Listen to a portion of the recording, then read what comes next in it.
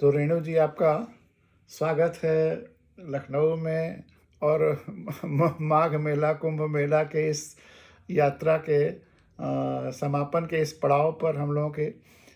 तो बहुत बहुत स्वागत है आपका। और आप अपने महाकुंभ के जो ये अनुभव हुए, इसके बारे में अ, कुछ कहना चाहेंगे, बोलना चाहेंगे, अपने अनुभव शेयर करना चाहेंगे? बहुत बहुत धन्यवाद गिरीश जी। और आपके इस भाव गंगा का मैं हमेशा जब आप लिखते थे तो पढ़ के और देखने में आता था। और आज मुझे भी ये सौभाग्य प्राप्त हो रहा है कि मैं आज आपके साथ कुछ अपने विचार व्यक्त कर पाऊँ।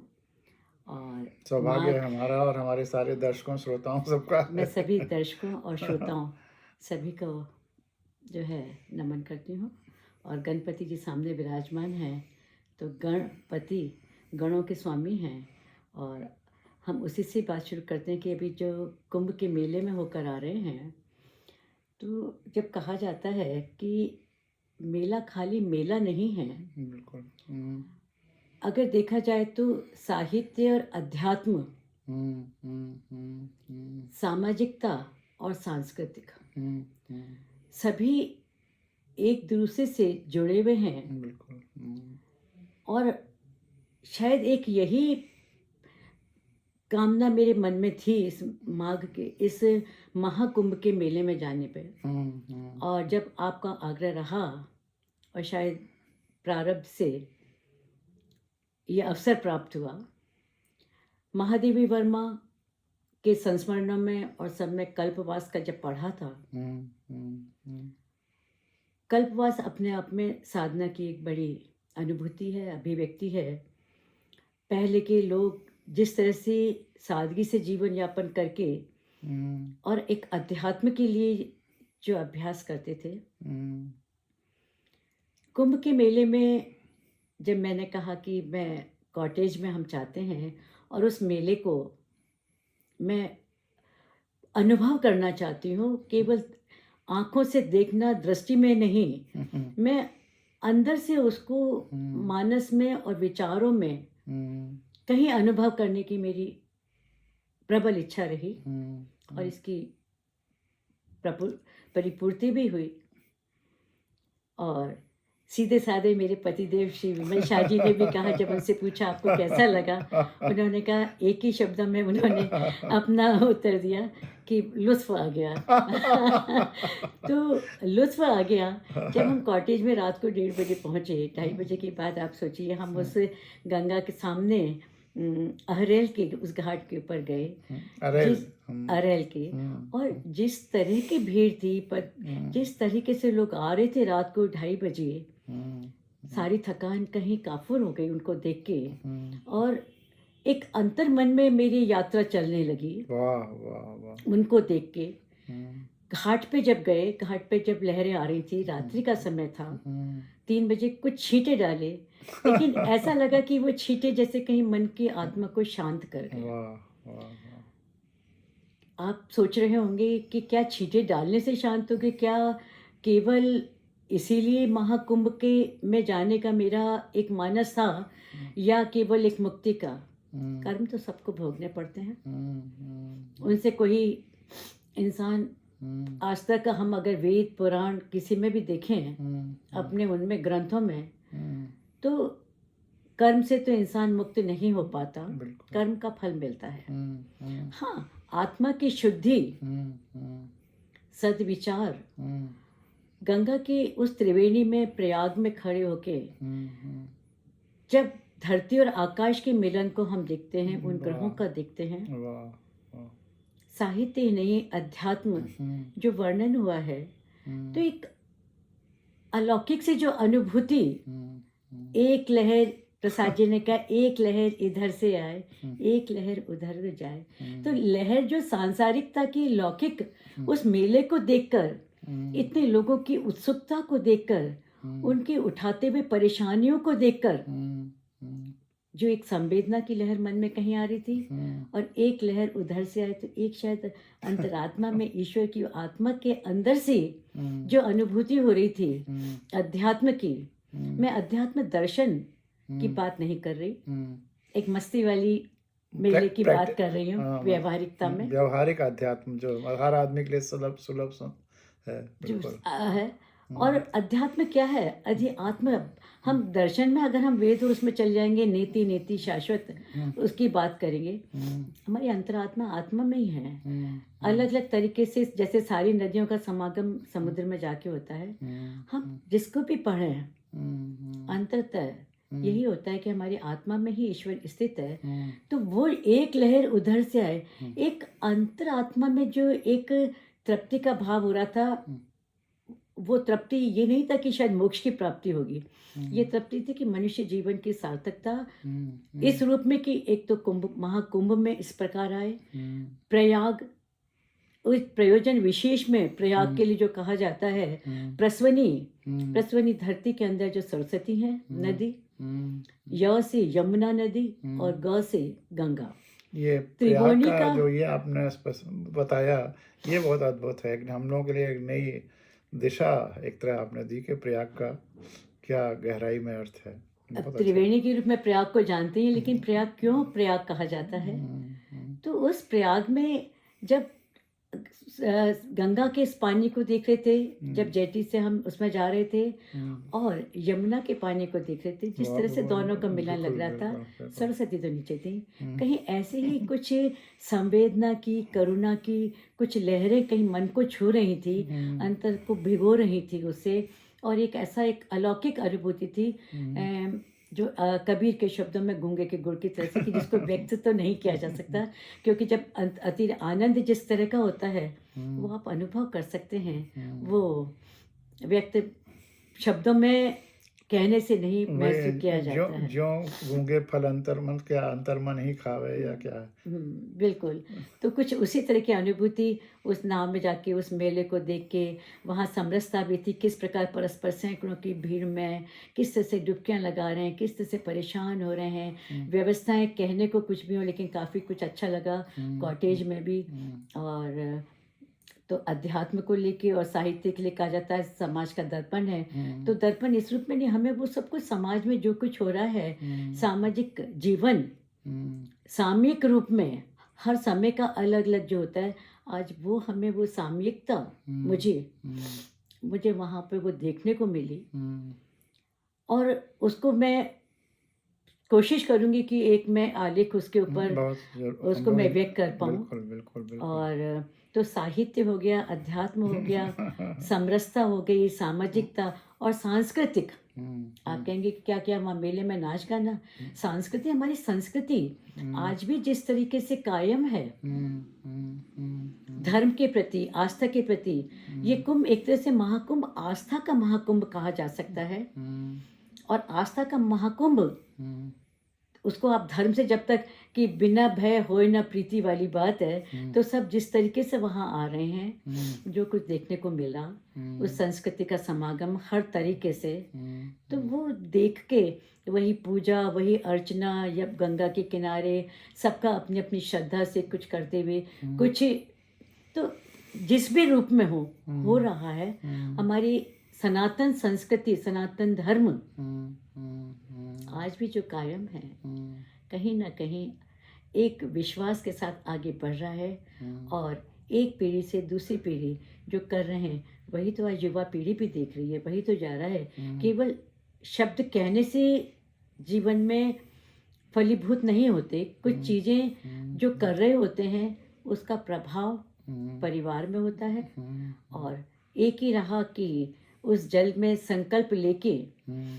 कि पितरों की आत्मा को शांति हो, और मनसा वाचा कर्मणा, हम कुछ गलत ना करें जीवन में, जो कुछ हो हम कर सकते हैं। मनुष्य जीवन की सारता वही मनुष्य है जो मनुष्य के लिए मरे, गुप्त जी ने जो कहा है।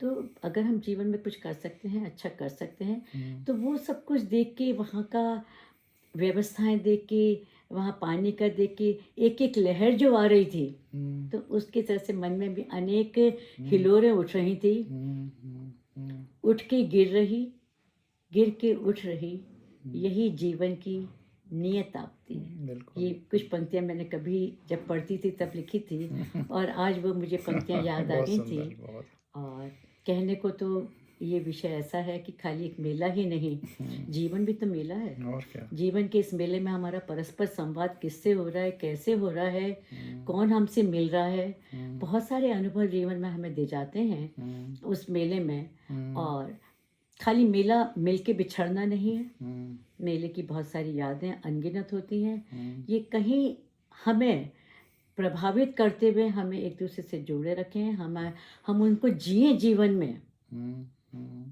बहुत कुछ, हम उसको चरितार्थ करें अपने, बिल्कुल। तब शायद प्रभावी हैं। केवल देख के आ गए और ये कहूँ मैं जाके जब अपने सबसे जब मिलना होगा, बहुत अच्छा था, वहाँ ऐसा था, जो मुझे अच्छा लगा और उसकी कुछ अच्छी चीज़ें मैं उनके सामने उस रूप में व्यक्त करूँगी, तो शायद उनकी विचार धारणा, उनकी मानसिकता भी शायद मेरी वैचारिकता से बिल्कुल। प्रभावित हो।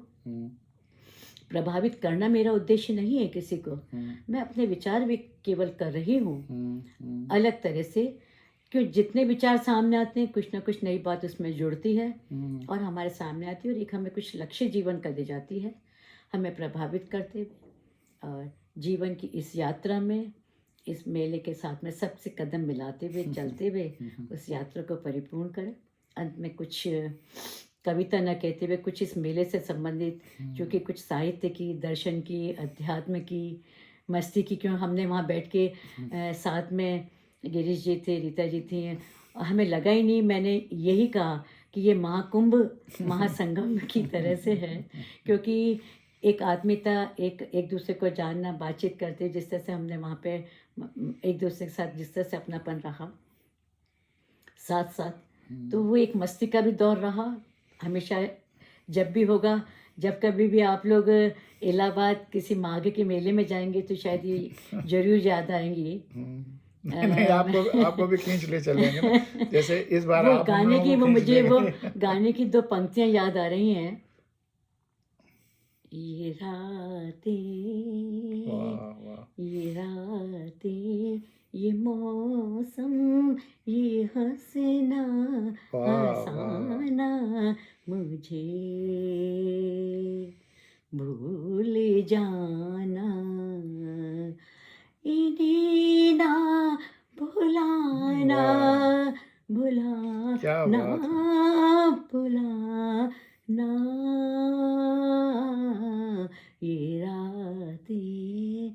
तो ये रात जो हमने वहाँ पे महाकुंभ में गुजारी, वो हंसना हंसाना, उसमें बहुत सारी चीज़ें ऐसे हैं जो हमेशा हमारे लिए याद करेंगी।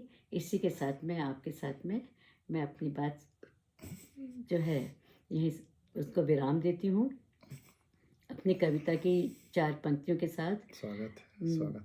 जितने डग उतनी ही रहा, जितने ही डग उतनी ही रहा, उन्हीं उन्हीं आँखों में वही वही दहा, वाह वाह। अपने में खोना है, अपने में पाना है, बिंदु छोड़ आए जो वहीं लौट जाना है, वहीं लौट जाना है। बहुत खूब। अब इन्हीं पंक्तियों में आप समझ जाइए कि जो सारी बात करी थी और अनकही बहुत सारी साहित्य, अध्यात्म, दर्शन की बातें, सब कुछ कि उस बिंदु में ही कहीं ना कहीं हमें लौटना है, वहीं जाना है। नमस्कार आप सबको। धन्यवाद रेणु जी। और जैसा कि जब इस प्रोग्राम की रूपरेखा 3-4 दिन पहले ही अभी सोची जा रही थी और आपने कहा कि नहीं, 2 परिवारों का संगम हुआ है, तो दोनों परिवारों को संगम में साथ साथ स्नान करना चाहिए। तो उसी की पूर्ति के लिए हम लोग इस महाकुंभ में साथ साथ गए।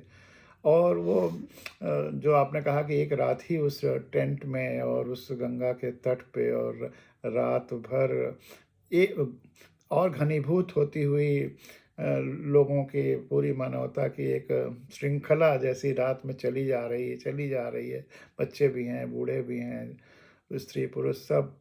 तो वो रात्रि नहीं, वो तो महारात्रि जैसी महसूस हो रही थी। उसकी जब भी याद आएगी तो महारात्रि ही थी। क्योंकि शिवरात्रि अभी आ ही रही है और महारात्रि इसलिए कि शिवरात्रि केवल एक पर्व उस रूप में नहीं है। शिवरात्रि उसमें बहुत सारी शक्तियों को, इंद्रियों को जगाने का जो पर्व है, तो वो जो घनीभूत रात जो होती जा रही थी, मानव श्रृंखला की, मानव संवेदना की, करुणा की, और स्नान जल से तो था ही दो परिवारों का, पर वो स्नान हमारी प्रेम का, हमारी करुणा का, हमारी संवेदना का, हमारे विचारों का, हमारे चिंतन का, जुड़ाव का, दर्शन का, उन सब में जितना हम अंदर डूब रहे थे, वो एक स्नान ही तो है। वो भी तो बिल्कुल।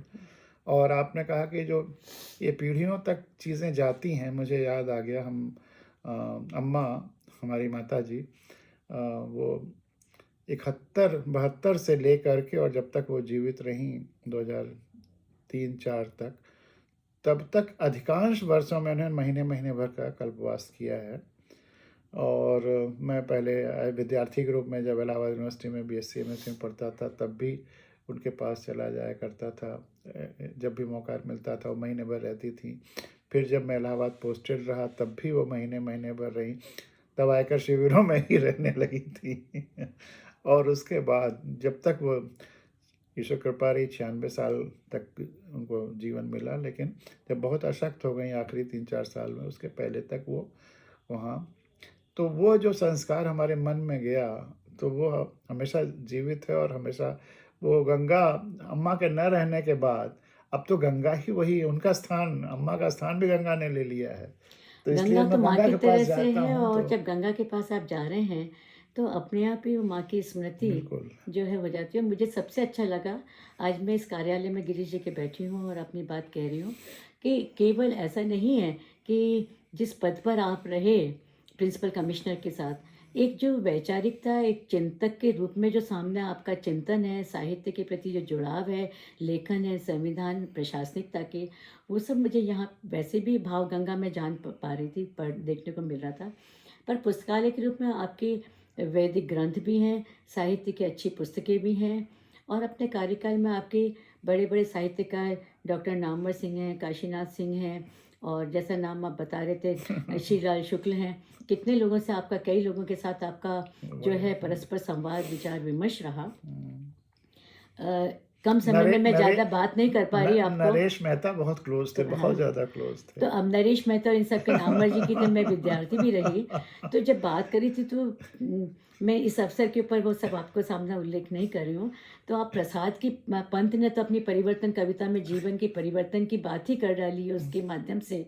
आप प्रसाद का देख लीजिए, महादेवी का नक्षत्रों से कौन मुझको देता संकेत, कौन तो कौन नक्षत्रों से दे रहा है, कहाँ प्रसाद की, तो रहस्य हम उसको पढ़ते चाहे रहस्य के रूप में, लेकिन आप किस रूप में ले रहे हैं। आप सीधे सीधे शब्दों में, अंततः तो बिंदु वही है जहाँ लौटना है, जहाँ जाना है। हम जिस रूप में भी ग्रहण कर सकें, हम अपनी वैचारिकता में वो परिवर्तन लेकर आए, अपनी ज़िंदगी को उस रूप में जी के उस में गोते लगाएं अपने।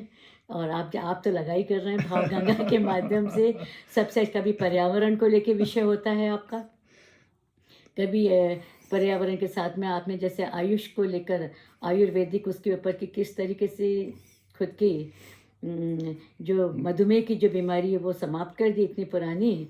और एक वो जान के बहुत अच्छा लगा कि इनके सेवन से, और मैं नहीं समझती कि किसी को इसके बारे में जानकारी होगी कि इस तरीके से इनका सेवन किया जाए। तो वो जो मन में जिस तरह से आपके उद्वेलन होता है भावों का, और जिस विषय पे जिस समय होता है और जिसे व्यक्त करते हैं, और जो बहुत सारे लोग नहीं जानते, जब सुनते हैं और उनको नई बातें पता लगती हैं, बहुत अच्छा लगता है। लोग सरल रूप में, सहज रूप में जाने। कई बार पुस्तकें सामने होती हैं, पढ़ने की इच्छा नहीं होती है, लगता है अरे इतनी गंभीर दर्शन की किताब पढ़, अरे ये कौन पढ़े। लेकिन जब सुन रहे हैं कोई चीज़, बड़ा अच्छा लगता है। ये लगता है अरे इतने सहज रूप में, इतने सरल रूप में, ये इतना सहज मार्ग है जीवन का। तो हम उसको सहजता में अपनाएं, जीवन को सहज जीवन जिए। 2.5 अक्षर प्रेम का, पढ़े सो पंडित हो। तो बस वही, पर ये 2.5 अक्षर प्रेम का है, लेकिन तलवार की धार पे चलने के समान है इसको जीना। बिल्कुल। हालांकि मैं अपनी बात आपको विराम कर चुकी थी, लेकिन शायद जब गिरीश जी ने आपके सामने कुछ, उन्होंने कुछ और बोला, और मैं अपनी बात को और आगे तक लेके आपके सामने उसको मैंने और उसको बढ़ा दिया। अब एक चीज़ इसमें और जोड़ दूँ, चूँकि नरेश मेहता की बात हो रही थी और रेणु जी से हमारी जो दूसरी बेटी है नम्रता, मीता जिसको घर में कहते हैं, उसकी शादी आपके बेटे कुणाल से हुई है, तो हमारी समधन जी हैं। और उस बेटी नम्रता और अंकिता उसकी बड़ी बहन, वो दोनों इलाहाबाद में ही 6-7-8 साल की थी। नरेश मेहता कभी हमारे यहाँ आ जाते थे, कभी हम लोग उनके यहाँ चले जाते थे। और उनकी पत्नी भी हम लोग को बहुत प्यार करती थी, और खैर बीमार अक्सर रहती थी।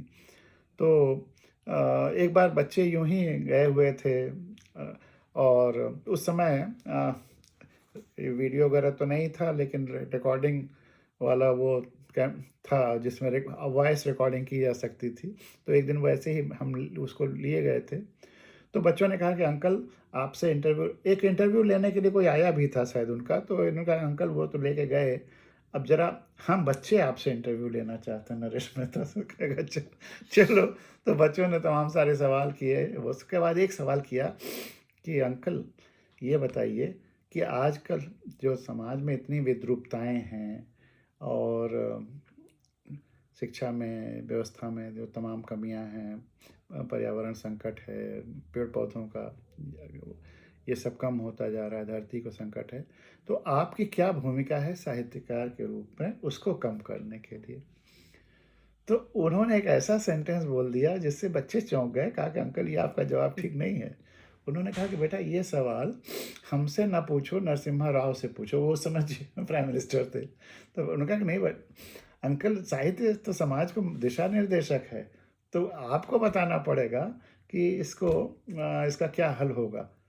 वो तो और बहुत सारी चीज़ों में, उलझनों में जो उलझे हों, लेकिन साहित्यकार को तो दिशा निर्देश देना होगा। तो एक वो भी नयायाम बच्चों के दिमाग में आया। तो दरअसल आज जितने भी सोचने समझने वाले लोग हैं, जो भी किसी दिशा में कुछ भी क्रिएटिविटी करते हैं, उनको हम साहित्यकार के ही श्रेणी में रहते हैं। जो भी क्रिएटिव हैं, उनको धरती की समस्याओं, धरती के बारे में जीवन और से उसको जोड़ा जीवन जाए, से उससे जोड़ा जोड़ा जाए, जाए। और समस्याओं को मिलजुल करके हल निकाला, धरती को तो बेहतर यहाँ और पे मैं शुद्ध एक प्रश्न बनाया। पूछना चाहूंगी, नम्रता और अंकिता उस समय कितनी बड़ी थी जो उन्होंने 7-8 साल, साथ 7-8 साल, अब वही बताइए क्यों। आपके शायद तो वो कैसे लिखने पीढ़ियों में पढ़ने वो का, चीज़ हाँ, पीछे कि उन्होंने आती हैं। इस तरह का सवाल जो एकाएक बच्चे के दिमाग में नहीं आता कि 7-8 साल की सामाजिक विद्रूपताएं, हाँ, शायद उनको यही नहीं उसके लिए पता हो इतनी कि वो चिंतित थी। विद्रूपता क्या होती है और क्यों हो रही है, हम्म, वो इतना नहीं समझ पाते। उन्होंने नरेश मेहता जी से पूछा। नरेश मेहता जोधपुर भी आए थे एक बार एक्सपर्ट के रूप में, उनसे काफ़ी मेरी बातचीत हुई थी। संशय की एक रात उनका जो उपन्यास, उनकी जो पुस्तक है, उसमें उन्होंने काफ़ी कुछ जो आप, वो तो खैर अब वो तो बच्चियां थी, उन्होंने जो पूछा था उस रूप में उन्होंने इस उनका संशय सबसे की एक फेमस रात। तो यह पथबंध था, है रहा हाँ है। हाँ बिल्कुल। लेकिन कहीं ना कहीं उनका लगा कि उनका नायक बहुत आगे जाते जाते फिर कमजोर पड़ जाता है, लास्ट मोमेंट जाके थोड़ा कमजोर पड़ जाता है। खैर लेकिन वो अब समझ में आता है कि कमजोर पड़, इसलिए कई बार आप देखते हैं कि फिल्मों में तो दिखाते हैं कि वो एकदम सुपरमैन बता देते हैं, पर लेकिन लेकिन जब उन्होंने समाज में जब सुपरमैन बनने जाते हैं तो वहाँ कहीं ना कहीं चोट वो हो जाती है। लेकिन शायद पहले मुझे लगता था ऐसे क्यों दिखाए जा रहे हैं ये, लेकिन अब लगता है कि कहीं ना कहीं उत्साहित करने के लिए कि आम आदमी उस विद्रूपता से जो अलग अलग तरह से मुकाबला समाज में करने की है, क्षमता है। क्षमता है उनमें उत्पन्न हो। और तो इनके नायक जो कमजोर हो जाते थे तो उनको लगता था कि उनसे कुछ ग्रहण करके वो आगे बढ़ें और वो अपने में वो शक्ति, वो क्षमता उत्पन्न करें, ताकि उन विद्रूपताओं को, उन बुराइयों को कहीं ना कहीं दूर करके नरेश आपसे मेहता मिलकर अक्सर मुझसे कहते थे, गिरीश एक चीज़ मैं कभी नहीं लिख पाया, और अगर फिर ज़्यादा समय ईश्वर ने दिया या ज़िंदगी में दोबारा आया तो मैं करना चाहूँगा कि पूर्वांचल की अमराइयों में ओह क्या बात है। उसकी चर्चा मैं विस्तार से अपने किसी कविता, कहानी या उपन्यास में करना चाहता हूँ। तो मैंने जो है, जो मेरा अंग्रेजी का उपन्यास आया win win win the orphan way, उसमें मैंने उन अमराइयों के काफ़ी विस्तार से चर्चा और अनुभव नरेश मेहता की याद के साथ किया। जब अमरा पूर्वांचल की बात की है तो पूर्वांचल की मिथिला पर ही मेरा शोध कार्य मैंने वाह किया वाह, था, अरे वो भी गजब। बनस्थली से किया था। तो मिथिला की पूर्वांचल, आप वनस्थली के स्टूडेंट भी रहे हैं?